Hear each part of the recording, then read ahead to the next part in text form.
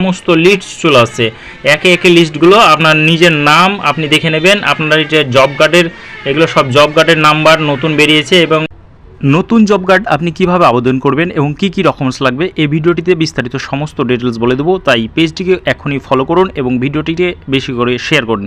অনেকে প্রশ্ন জিজ্ঞেস করেছে যে দাদা নতুন জব কার্ড কীভাবে আবেদন করবেন এবং নতুন জব কার্ড কী কী ডকুমেন্টস লাগবে, তাই আমি এই ভিডিওটিতে তুলে ধরছি। প্রথমত আপনার জব কার্ড করার জন্য আধার কার্ড, ভোটার কার্ড এবং ব্যাংকের বই।